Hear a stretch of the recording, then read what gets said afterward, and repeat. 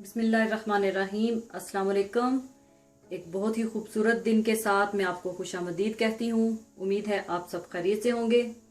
आज मैं आपको ढाबा पालक गोश्त सिखा रही हूँ, तो इसके लिए चीज़ें नोट कर लें। बकरे का गोश्त 1 किलो, इसे आप थोड़ा सा नमक और 6 जुए लहसुन के डालकर इसे आप उबाल लीजिए। पालक 700 ग्राम, मेथी 200 ग्राम। यहाँ पर मेरे पास पालक और मेथी फ्रोज़न है।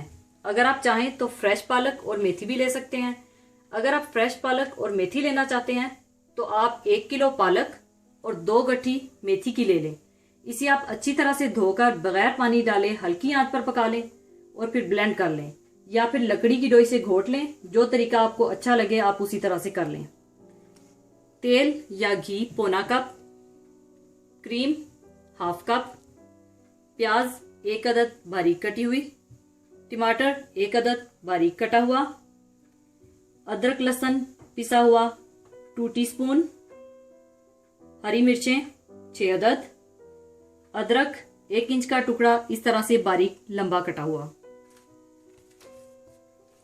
नमक हस्बे ज़रूरत, सुर्ख मिर्च पाउडर 1.5 टीस्पून, हल्दी पाउडर हाफ टी स्पून, साबुत जीरा भूनकर कुटा हुआ 1 टीस्पून, साबुत धनिया भूनकर कुटा हुआ 1 टीस्पून, गरम मसाला 1 टीस्पून और थोड़ा सा हरा धनिया।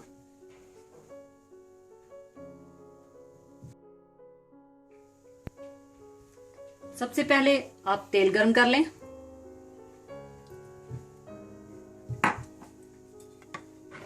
इसमें आप कटी हुई प्याज बारीक डाल दें।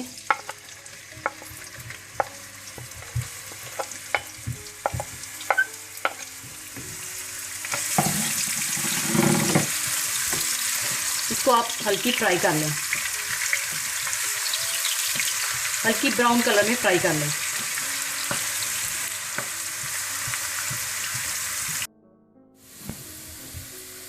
प्याजों को हल्का ब्राउन करने के बाद आप इसमें टमाटर डाल दें।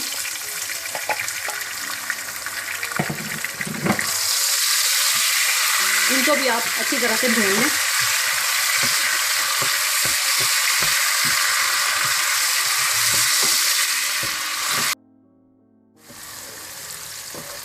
टमाटर को भूनने के बाद आप इसमें गोश्त मिला लें।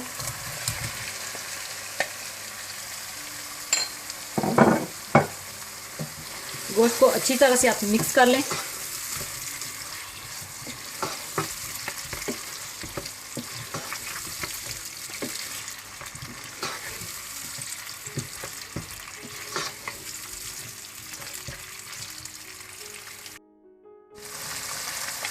गोश्त को थोड़ा सा भूनने के बाद आप इसमें पिसा हुआ अदरक लहसुन डाल दें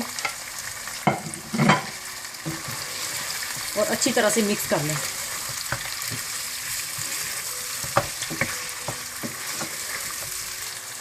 अच्छी तरह से मिक्स करने के बाद आप इसमें नमक, सुर्ख मिर्च पाउडर, हल्दी पाउडर, भुना हुआ कुटा हुआ जीरा और भुना हुआ कुटा हुआ धनिया पाउडर ये आप डाल दें और अच्छी तरह से मिक्स करके इसको भून लें।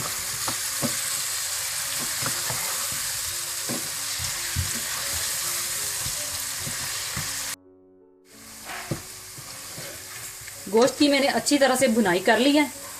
अब इसमें मैं पालक और मेथी डाल दूंगी और उसको भी अच्छी तरह से भून लूंगी।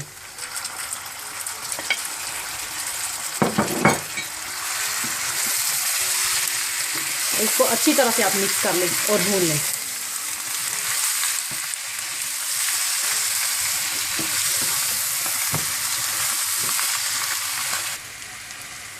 पालक गोश्त में नमक डालते वक्त आपने इस बात का ख्याल रखना है कि आपने उबले गोश्त में भी नमक डाला हुआ था, इसलिए ज़रा हिसाब से ही नमक डालिएगा।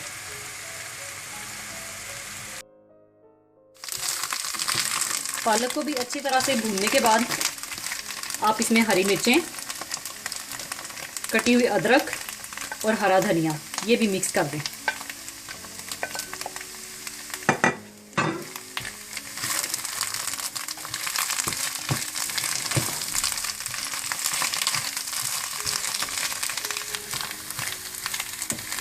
अच्छी तरह से मिक्स करने के बाद आप इसमें क्रीम डाल दें।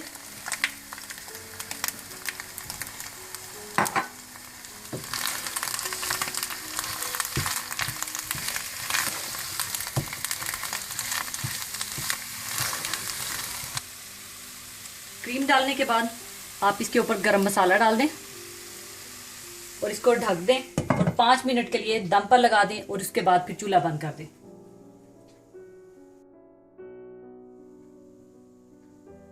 ढाबा पालक गोश्त तैयार है। अब इसे अच्छी तरह से मिक्स कर लें।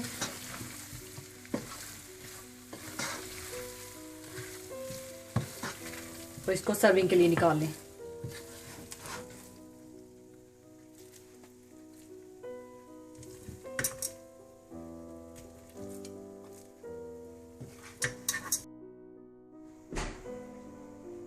ऊपर आप कटी हुई अदरक डाल दें और हरा धनिया कटा हुआ। लीजिए, ढाबा पालक गोश्त तैयार है। इसे आप रोटी या नान के साथ खाएं और जरूर ट्राई कीजिएगा और दुआओं में याद रखिएगा। अपना बहुत ख्याल रखिएगा। अल्लाह हाफिज।